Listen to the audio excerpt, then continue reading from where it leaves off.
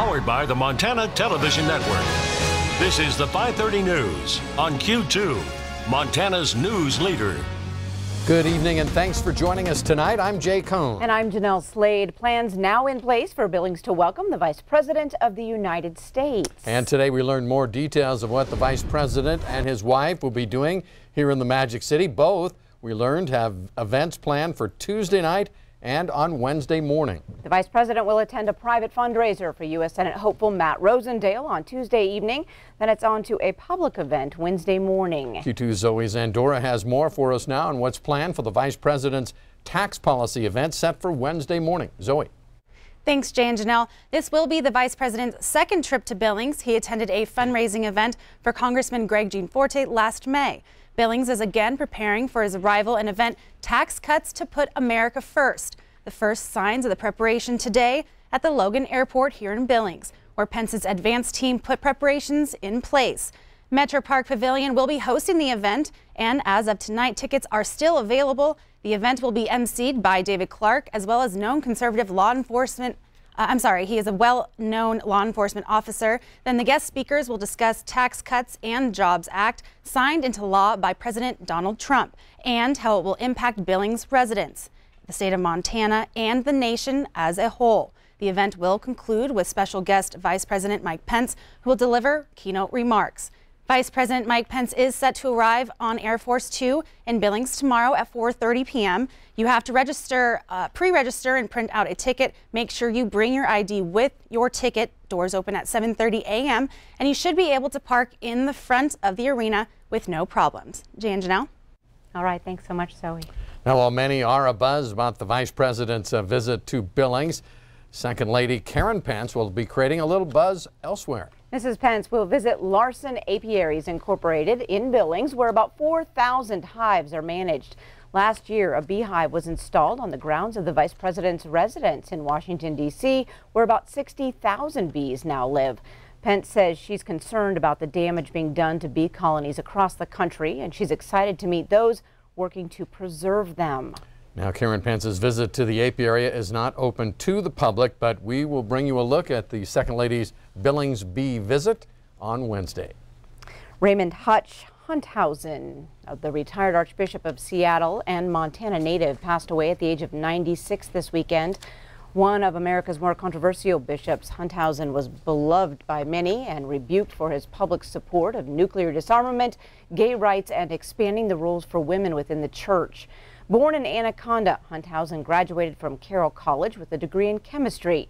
He was ordained as a priest in 1946 and returned to Carroll to serve as a professor of chemistry and a football and basketball coach before he eventually became Carroll College president.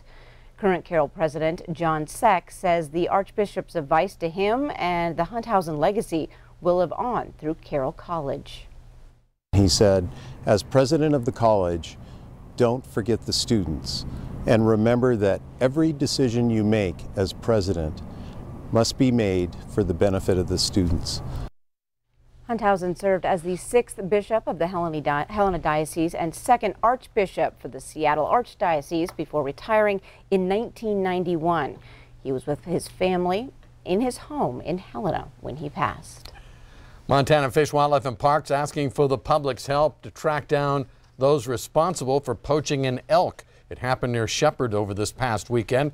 Someone shot and killed the elk on private property just north of Shepherd, then removed its head and left the entire carcass to waste. FWP offering a reward of up to $1,000 for any information that will lead to the conviction of the persons responsible. In northeastern Montana, officials report a significant decrease in fire activity at the Wawa Fire since last Friday. That wildfire is burning on the Charles M. Russell National Wildlife Refuge. It is threatening crucial sage-grouse habitat. As of this morning, the fire has already charred 2,100 acres in that remote wilderness, which is about 40 miles southeast of Zortman, Montana. Due to the fire's location, gaining access and getting equipment to the area has been challenging. As the 2018 wildfire season heats up across the state, Yellowstone National Park has raised its fire level now to high. Now that high rating means wildfires are likely. It's the 3rd highest rating out of the 5 possible levels in the National Fire Danger Rating System. In spite of the new high rating, there are no fire restrictions in the park. The park's fire policy says campfires are permitted only in fire rings at campgrounds, as well as at some designated backcountry campsites.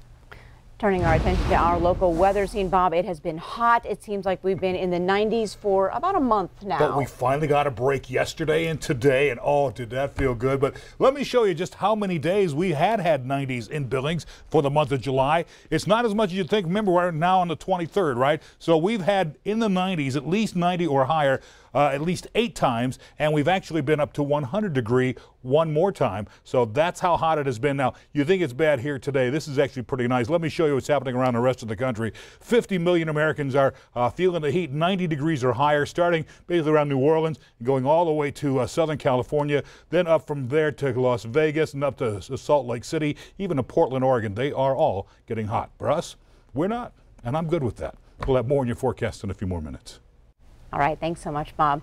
The community of Rocky Boys Indian Reservation dusted off skateboards this weekend. Evergreen Skateparks and Jeff Ament, the bass player for the band Pearl Jam, partnered to build a skate park for the Rocky Boy and Box Elder communities. MTN's Kaylee Collins has that story. Some are picking up boards for the first time. Others have been doing it for years. But now they all have a place of their own. We don't have to sit around outside. Now we could just come over here anywhere, any day we want and skate. And the impact of these skate parks are felt throughout small towns in Montana. It's rad he's getting all these parks built. I grew up on a small island in Hawaii with no skate park, and we finally got one, and it was awesome. It was nothing like this though. Ours was really bad. So if I had something like this growing up, I'd have been stoked. I probably would have been better at skating.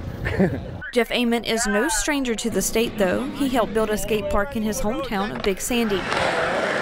These small towns holding a big place in his heart. I have a soft spot in my heart for these small communities, and I see that some of them are sort of dying, and sort of feel like if you put skate parks and help with some of the infrastructure of these small towns, it'll eventually people will start coming back to the small towns because it's such a great place to raise a family. And inspire those already living here. I like watching the people doing tricks. So you want to be as good as them one day? Yeah. In Box Elder, Kaylee Collins, MTN News. Ament has also helped build skate parks in Browning, Havre, Hayes, Malta, and Missoula. In the mining city of Butte, the city's new Carousel is a step closer to opening to the public, but not quite yet. The Spirit of Columbia Gardens Carousel, located at Stodden Park, nearly complete now. However, it still has to undergo an electrical inspection before it can open its doors. Right now, organizers are still waiting to get a specific date for that inspection. This carousel has been a 20-year project in the making in Butte.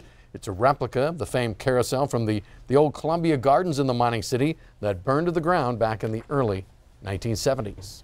Okay, that's going to be so cool. Coming up on tonight's 5:30 News, we'll rev up the engine and let you get a running start for our Q2 rewind of the Great American Hill Climb. And later in sports tonight, we hit the river for a little fly fishing, ladies only. You're watching MTN News with Jay Cohn and Jeanelle Slade. Storm Tracker weather with Bob McGuire and sports with Scott Green. This is the 5:30 News on Q2, Montana's news leader.